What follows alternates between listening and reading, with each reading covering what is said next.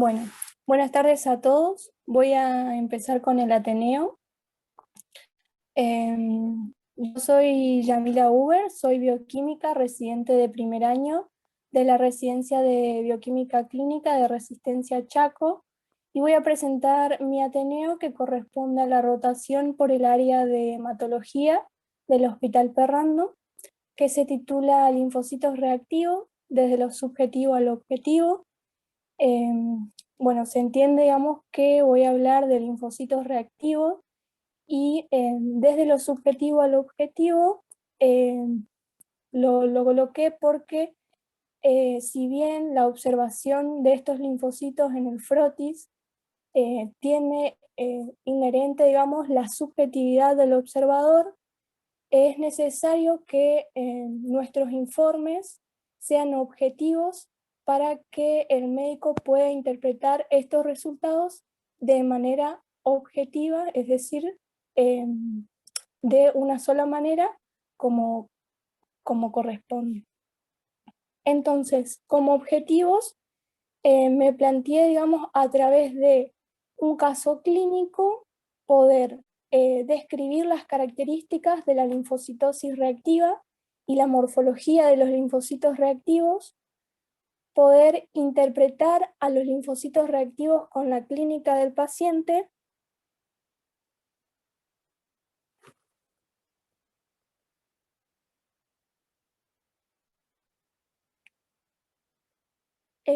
bueno, poder interpretar a estos linfocitos reactivos con la clínica del paciente, es decir, ver en qué situaciones clínicas podemos observar estos linfocitos reactivos y eh,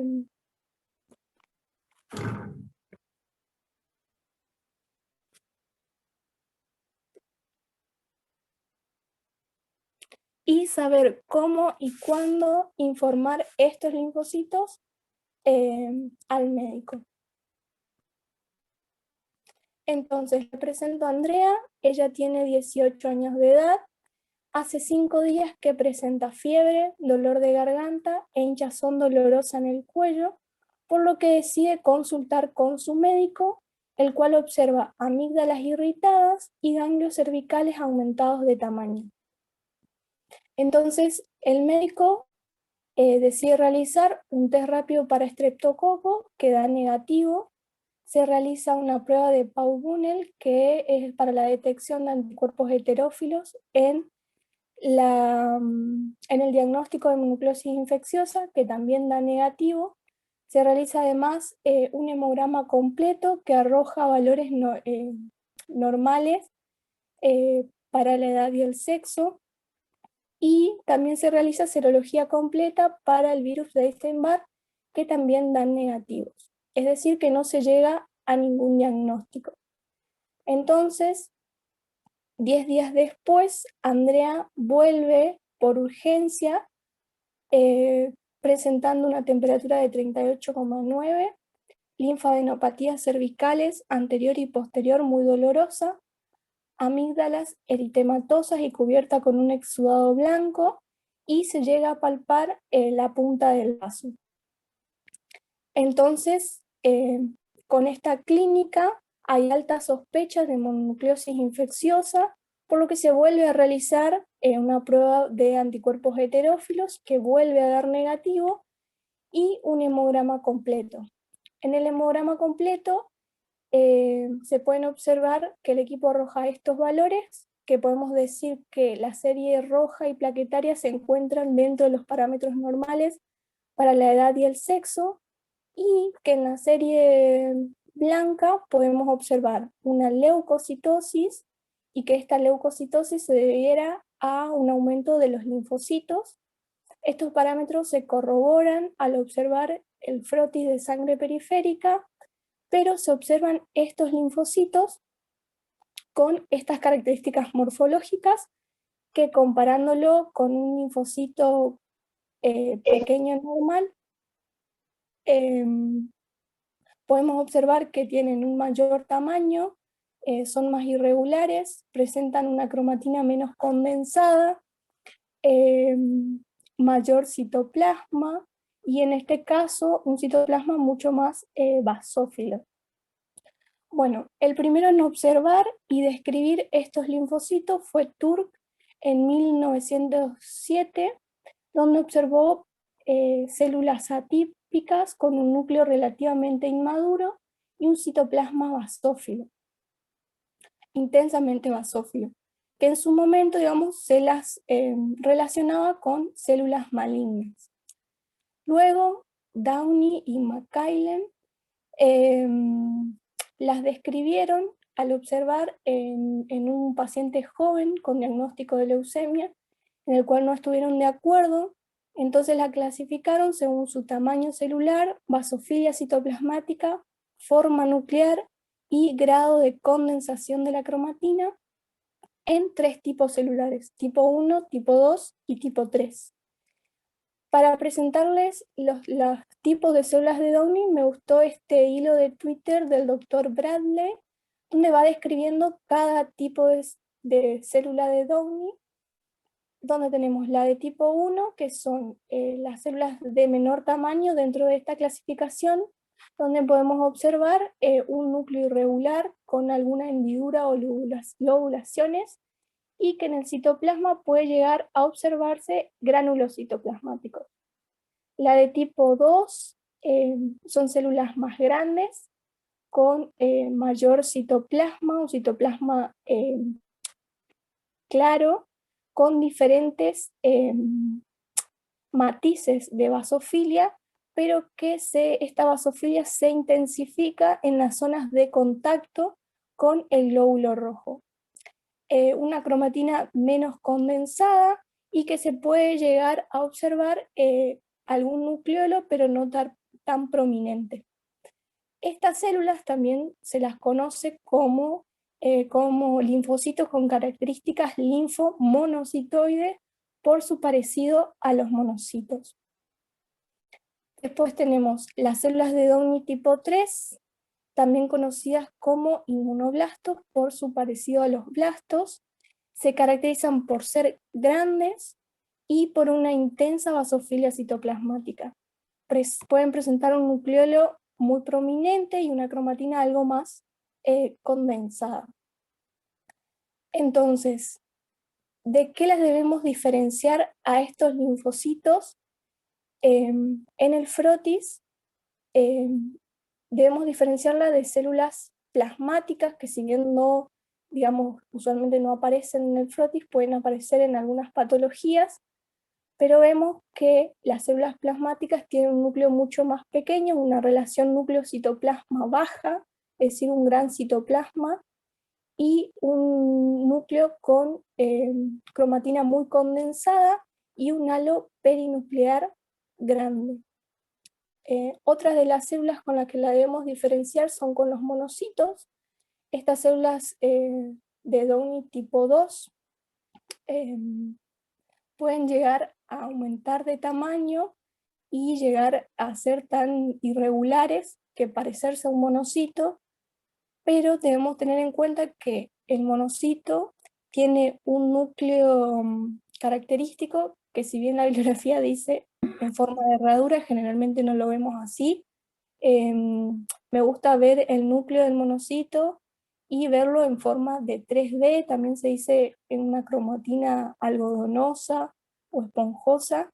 Y otra característica que tiene el monocito es el citoplasma, que tiene un aspecto sucio o de vidrio esmerilado, un color grisáceo característico porque tiene finos gránulos que no se observan al microscopio, pero llegan a dar ese aspecto al citoplasma.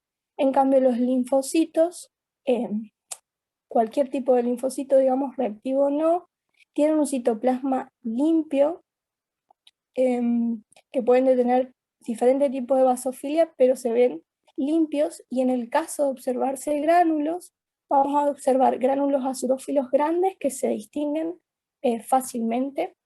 En este caso, en esta comparación podemos observar que ambos pueden también aparecer con vacuolas. Debemos tener en cuenta las otras características para poder diferenciarlos. Y bueno, después, otra diferenciación que tenemos que tener en cuenta de estos linfocitos son los linfocitos con características malignas o neoplásicas, principalmente de los linfomas, que son linfocitos con eh, mayor grado de maduración, con los que podemos llegar a confundirlo. Como no puedo, digamos, diferenciarlo con cada tipo de linfoma, me gustó, digamos, diferenciarlos así como una linfocitosis reactiva y una linfocitosis maligna, ya que estos linfocitos, que hoy en día se lo conoce como linfocitos reactivos, que se dan o sea, se presentan ante clínicas de características benignas, que se debe, digamos, ante la exposición y la reactivación del sistema inmune por algún antígeno.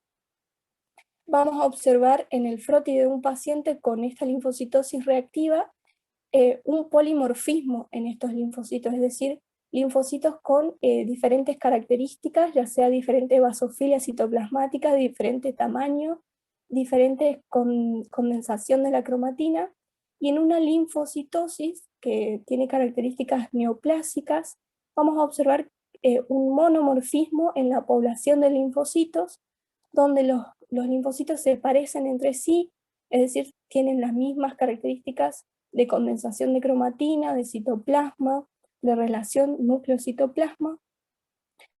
Y una cosa que destaca el doctor Bradley es la importancia, digamos, de el polimorfismo para estarse seguros de que estamos ante una linfocitosis reactiva. Él dice que si bien hoy en día no se usa más la clasificación de Downey, a él le gusta, digamos, buscar en un frotis estos tipos de células para estarse seguros de que estamos ante una linfocitosis reactiva. Entonces, no olvidar la importancia de realizar un buen frotis y de observar las características morfológicas de las células en el lugar donde corresponde, que es donde los glóbulos rojos están separados y se observa el halo central. Entonces, recordando los linfocitos que se observaron en Andrea, podemos ver que son estos tipos de linfocitos con características reactivas, que se ven diferentes tipos. Entonces, una vez que observamos estos linfocitos, ¿cómo lo informamos? Ya que existen diferentes nomenclaturas y se los fue llamando de diferentes formas a través de los tiempos, digamos, como célula de TUR, célula de Downey, inmunocitos, virocitos, linfocitos variantes. Entonces, lo que yo encontré fue, digamos, que el primer consenso que hubo fue de la CLCI en 1992 en su guía H22A, donde ellos llaman a toda variación fisiológica normal o anormal propia del linfocito como linfocito forma variante. Es decir, que sin importar si es benigno o maligno, llamaban a los linfocitos como linfocitos forma variante. No fue muy utilizado, pero fue el primer consenso que trató de unificar todas estas nomenclaturas. Luego encontré en el 2015 un reporte de la Sociedad Americana de Hematología, donde se diferenciaba la linfocitosis reactiva de la linfocitosis malignas y llamaban a estos linfocitos con características benignas como linfocitos reactivos.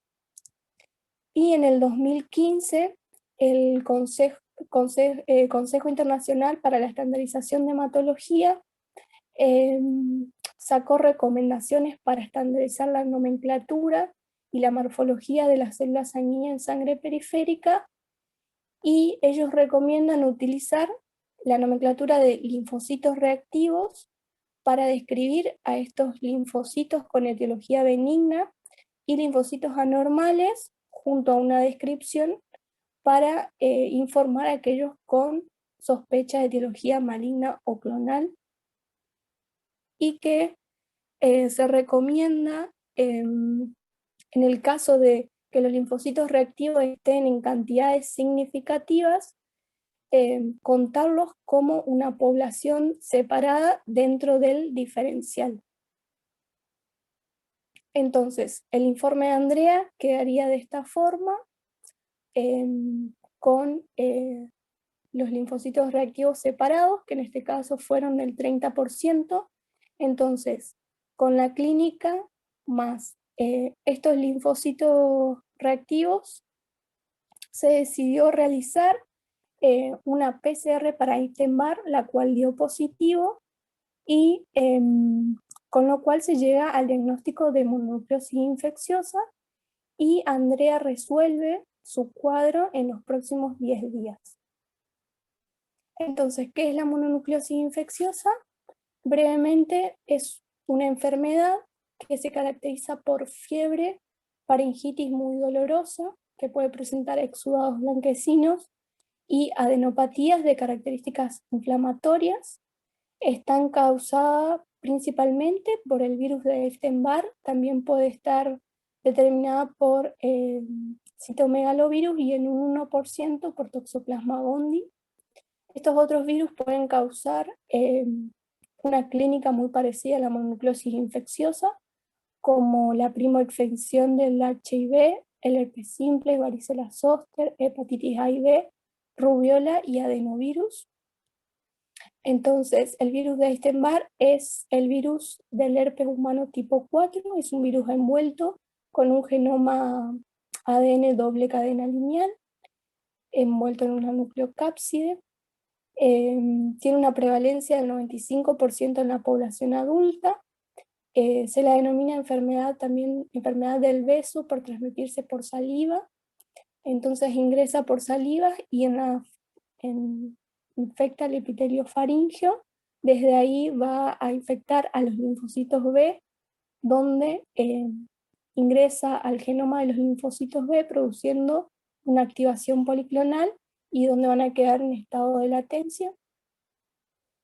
Entonces, ¿cómo se hace el diagnóstico de esta mononucleosis infecciosa? Se va a sospechar en todo paciente joven o adulto joven con la clínica de fiebre, adenopatías, faringitis, más la presencia de anticuerpos específicos, como son los anticuerpos heterófilos, anticuerpos específicos IgG, IgM, anticápside o antienvoltura nuclear del virus del Epstein-Barr, y una linfocitosis mayor al 50% con linfocitos reactivos mayor al 10%, lo cual tiene una sensibilidad del 75% y una especificidad del 92%.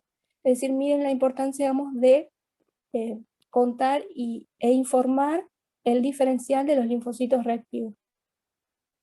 Entonces, ¿en qué otras patologías vamos a encontrar estos linfocitos reactivos? Principalmente en infecciones virales. También se lo puede encontrar en inmunizaciones como las vacunas, reacciones a tóxicos o drogas, desórdenes autoinmunes, causas hormonales. Creo que es importante, digamos, por la cantidad de casos de dengue, acá informar que entre el 52 y el 70% de los pacientes van a presentar linfocitos reactivos en la fase aguda. De los linfocitos reactivos van a aumentar alrededor del 5.º día, y se observó que pacientes con dengue severos presentan mayor porcentaje de linfocitos reactivos. Los linfocitos que van a predominar en el dengue van a ser estas, que son las células de Downey tipo 2 o con características linfomonocitoides, al igual que en la mononucleosis infecciosa. Y me gustó en el caso de los pacientes con COVID-19, en este reporte donde se evaluó el frotis de 33 pacientes con RT-PCR positiva para SARS-CoV-2. De estos 33 pacientes, el 79% eran linfopénicos y el 75% en el 75% de los pacientes se identificó linfocitos reactivos. Es decir, en este caso vamos a tener linfopenia con linfocitos reactivos. De los 25 pacientes en los cuales se identificó los linfocitos reactivos, 16 tenían características plasmocitoides, 5 características similares a las células de Downey tipo 2 y 4 mostraban ambas características. Yo no lo mencioné, pero no encontré ningún consenso, digamos, que diga que junto al porcentaje de linfocitos reactivos se deben informar las características que se observan al microscopio. Como mencioné, digamos, en la mononucleosis infecciosa y en el dengue se observan mayormente linfocitos linfomonocitoides, y por ejemplo en el COVID-19 encontramos en mayor cantidad linfocitos linfoplasmocitoides. Está muy controvertido, digamos, algunos laboratorios informan y otros no las características. Habría que evaluar si el informe de las características ayudarían, digamos, a la orientación de un diagnóstico o no. Estos fueron los linfocitos que se observaron en los pacientes con COVID-19. Podemos ver, los de arriba son con características linfoplasmocitoides. Vemos como este puede llegar a ser parecido a una célula plasmática, pero es más pequeño. Entonces, como conclusión, la automatización nos facilita el recuento diferencial, pero la observación del frotis nos permite identificar alteraciones en las células sanguíneas. La presencia de los linfocitos reactivos en cantidades significativas es clave en la orientación diagnóstica de las infecciones virales principalmente, y es necesario que los bioquímicos validemos la presencia de los linfocitos reactivos con la clínica del paciente y realicemos informes estandarizados, claros y objetivos para que el médico interprete de manera correcta. Esas cantidades significativas, no encontré casi nada de valores de referencia ni de cantidades significativas, sí que pueden aparecer en personas adultas entre un 2% de linfocitos reactivos y en niños de un 5 a un 6%. Y cantidades significativas serían mayor al 10%, digamos. Muchas gracias y esta es la bibliografía.